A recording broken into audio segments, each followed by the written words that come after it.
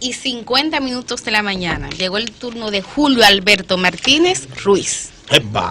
Muchas gracias, Millicent Uribe, y gracias a todos ustedes por estar en sintonía con este programa. Sí. Señores, miren, en el día de hoy, a las 10 de la mañana, hay una conferencia que va a impartir el ingeniero Juan Temístocles Montage, que se denomina Retos y Desafíos de la Juventud en un Mundo Cambiante.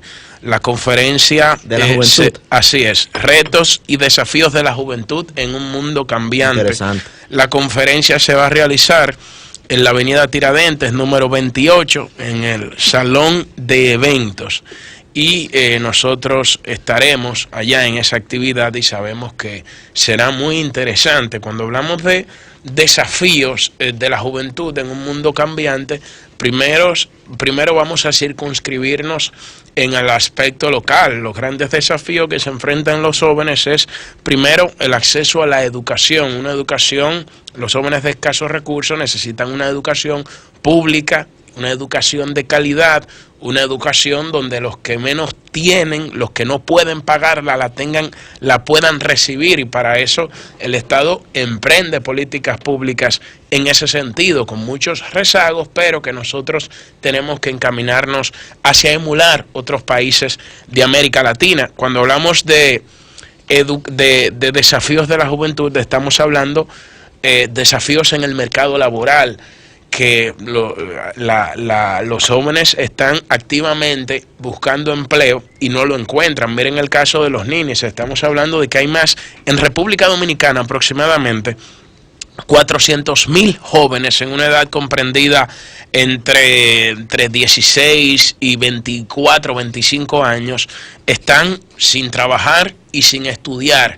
Y estos son parte de los desafíos que se van a abordar en el día de hoy, y veremos cuáles son las respuestas que actualmente le está dando el Estado y hacia dónde se proyecta de cara al futuro.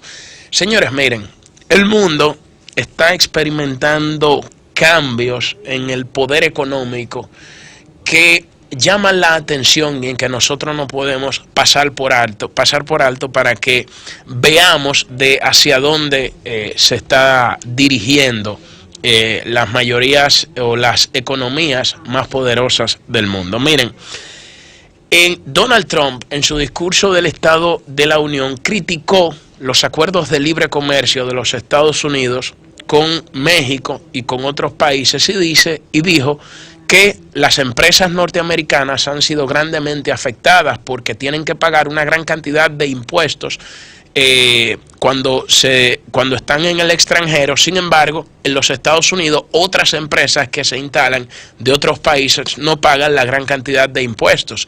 Y habló cuestionando mucho el libre comercio, y uno se pregunta, ¿por qué se escucha al presidente de los Estados Unidos cuestionar el libre comercio y la globalización? Sin embargo, nosotros escuchamos al presidente de China hablar a favor del libre comercio y de la globalización. ¿De dónde surgen estas dicotomías? Bueno, hay datos que son muy edificantes en ese sentido. En primer lugar, vamos a retrotraernos al año 1992. En el año 1992, los países que están agrupados en el G7, que son Canadá, Francia, Alemania, Italia, Japón, Reino Unido, es decir, los países occidentales, incluyendo a los Estados Unidos, controlaban aproximadamente el 46% del PIB mundial. Estamos hablando en el año 1992, a principios de los 90. Y los países que están agrupados en el denominado E7, que son China, la India, Indonesia, Brasil, Rusia, México y Turquía, controlaban aproximadamente un 22% del PIB mundial. Estamos hablando de que en un periodo, bueno, desde el 92 hasta el año 2015, un periodo aproximadamente de 15, 16 años, los países que están integrados en el E7 multiplicaban, eran 1.7, las economías eran 1.7 veces más grandes que las economías de los países del G7. Es decir... Importante, Julio, brevemente. O sea, el G7 se refiere a las economías más grandes del mundo. Correcto. Y el E7 se refiere a las economías emergentes más importantes del mundo. Estamos hablando de cómo las economías de los países emergentes Exacto. multiplicaron las economías de los países, de las principales economías del mundo, hasta tal punto de que China pasó de ser la quinta economía del mundo, se convirtió en la economía más grande, desplazando a los Estados Unidos del primer lugar en el año 2014. Entonces, esos cambios en la economía del mundo experimentaron grandes transformaciones en términos sociales. Por ejemplo, nosotros vemos cómo en ese periodo de globalización, mientras China se constituyó en la locomotora del crecimiento mundial y donde una gran cantidad de personas ascendieron en función social, que pasaron de pobres a clase media, teniendo la clase media de mayor consumo, de demanda de bienes y servicios, que por eso vemos cómo países de América Latina exportaban materias primas hacia China. En los Estados Unidos se produjo un proceso de contracción, donde la clase media comenzó a estancarse y creció la desigualdad económica. Y por eso vemos que mientras China estaba creando clase media, en los Estados Unidos se estaba achicando la clase media y creciendo la desigualdad. Y por eso ese desplazamiento social que se produjo en los Estados Unidos genera ese disgusto y esa indignación en una parte del electorado, que culminan con apoyando un proyecto político alternativo, como el caso de Donald Trump. Pero si vemos y lo circunscribimos a América Latina, nos daremos cuenta de algunas cosas interesantes. Por ejemplo, nos hemos beneficiado de la globalización. Evidentemente que sí, porque en ese mismo contexto que nosotros indicamos, en América Latina y el Caribe, la pobreza representaba en el año 1990 un 48% de la población. Sin embargo, según datos de la CEPAR y de organismos financieros internacionales, la pobreza se redujo de un 48% a un 29% en el año 2015. Estamos hablando en términos concretos que de 204 millones de personas que vivían en la pobreza en América Latina y el Caribe, esta se redujo a 175 millones de personas. Entonces, estos cambios en el poder económico mundial están generando impactos importantes en términos políticos que indican hacia dónde se dirigen las principales economías del mundo.